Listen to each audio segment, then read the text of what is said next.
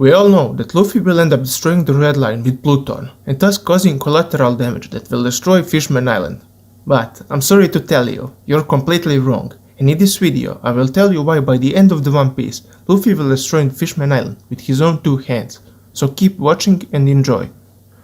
Hello everyone, I am Monkey Business, and today I'll tell you why so many people are wrong in their belief that Luffy will end up destroying Fishman Island with the destruction of the Red Line, and why story-wise and character-wise it does not make sense at all. So, the theory states that Luffy will end up destroying Fishman Island because of Pluton, which would be used to destroy the Red Line, thus creating all blue and fulfilling Sanji's dream. It has to be one of the oldest theories out there. It originated in 2013 on Arlong Park forum, and I remember reading it back then for the first time, and it was the theory that convinced me to start a YouTube channel of my own 6 years ago. It also convinced me to reread whole One Piece once more to find all the clues and the details. This theory is well known and is discussed even today on many One Piece videos and sites. It just tells you how great of a theory it is, even after almost 8 years has passed. I'll leave a link in the description if you want to read it. But there are a few points that I strongly disagree with. And one of those is that Luffy will use Pluton to destroy the mariejoa part of the Red Line, thus end up destroying the Fishman Island, which would fulfill Madame Charlie's prophecy. But to fully understand why I think this part of the theory will 100% be proven wrong, we must first analyze the Fishman Island itself, its natives, humans and their relationships, and how it all played out in the history of One Piece. During the Void Century, a man from the surface by the name of Joy Boy made a promise with the island to use the power of the ancient weapon Poseidon with the ability to summon and control sea kings to accomplish carrying out the fishmen out to the surface. Joy Boy has failed to keep his end of the promise, so he left an apology letter on a poneglyph in the sea forest, along with his legacy that someone in the future will complete his end of the promise. 10 years before the current storyline, Queen Otohime tried her best to gain support for the migration of Fishman Island to the surface of the world, and made many speeches in hope of getting petition, but despite her efforts and popularity, she gained very little support, as the relationship between species was strained. Later, the celestial dragon Mjosgard came to the island to retrieve the fisherman slaves that Tigra has freed, but his ship was attacked by sea kings, leaving him the sole survivor. The former slaves tried to kill him, but Queen Otohime saved him and accompanied him back to the surface, retrieving a support from the nobles to help the island's immigration. This led to many support from the islanders once again. However, her efforts were thrown away when her petitions were burned and she was assassinated, and Hody was able to frame a human, which led to even more hatred towards humans. On the other side of the spectrum, we have Fisher Tiger, who after being captured and enslaved by the world nobles and escaping, he saw just how evil humans can become.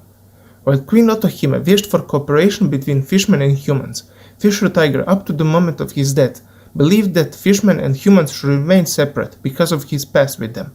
But despite this, he agreed with Queen Otohime's ideology of improving relationship between the two races and regretted making it difficult with his own actions. He even marked one of the human slaves with the mark of his own crew, as he believed that the next generation that grows without hatred could change everything. He did not believe in revenge on humans for their discrimination, thinking that it would only cause more hatred, just as Queen Otohime has believed. So the fishman's hate towards humans came from the years of oppression and slavery that they suffered, but most importantly, the mutual hate between the two species came from the lack of knowledge about each other. The proof of that is Hody Jones, who was raised in an environment that bred hatred, despite not being subjected to any oppression himself.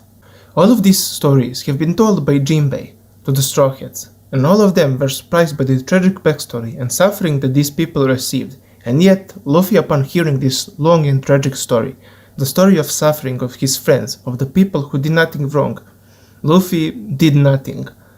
Luffy is a man who fights and is willing to do anything if the good people suffer, even if they are just civilians that he has never spoke to. He has shown this many times throughout the series. Luffy defeated Arlong for his cruelty towards Nami and his treatment towards Kokoyashi village.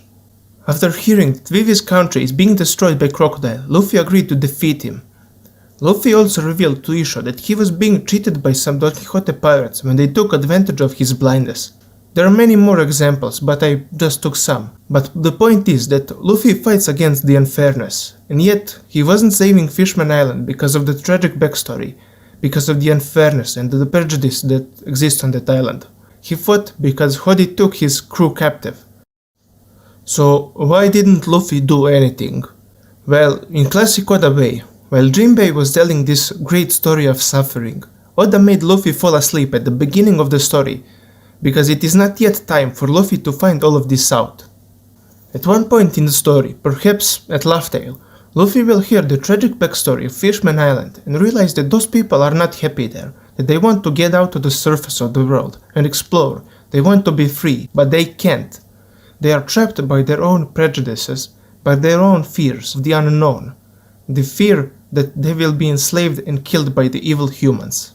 They made their own home their own prison. So, just like when Luffy learned of Arlong's abusive emotional torment towards Nami, he was utterly enraged and wasted no time in destroying the navigation room in which Nami herself was mentally trapped, because she feared that Arlong would kill anyone in Kokoyashi village if she betrayed him and tried to escape.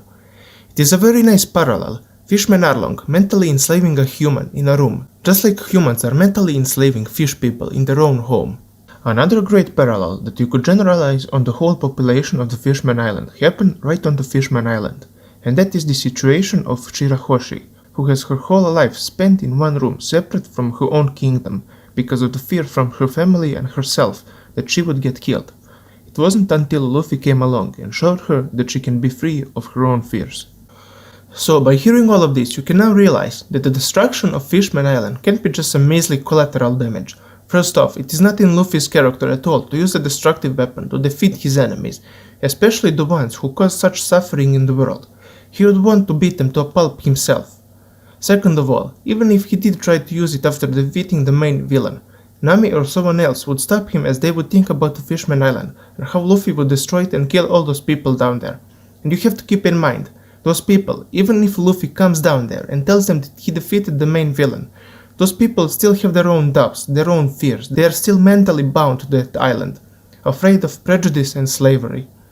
And if Luffy warned them that he will use Pluton to destroy the island, many of them would not leave the island, many of them are still distrustful of humans, so Luffy can just use a weapon of mass destruction and kill them. With all the tragic backstories and everything you heard in this video, you can now realize that Luffy has no other choice but to destroy Fishman Island with his own two hands. He has to destroy the prison that is mentally bounding these people. He must leave them with no other choice. Even if they start hating him, he must free them. He cannot let this place exist anymore. After that, they'll be finally free to get on Noah. Thus both Charlie's prophecy and Joy Boy's promise get fulfilled. It will be such a beautiful and poetic end to this tragic plot, and very well done parallel to the Nami's arc in Arlong Park. For clarification, I do believe that Luffy will destroy Reverse Mountain and mariejoa part of the Red Line, be it with Pluton or in some other way, but the mariejoa part of the Red Line will be destroyed after Luffy first evacuates the Fishman Island and destroys it with his own two hands. Perhaps after that, Luffy may use Pluton to destroy the Red Line, thus creating all blue and fulfilling Sanji's dream. Anyway, that is all I had to say for this video. If you enjoyed it, please leave a like, comment and subscribe.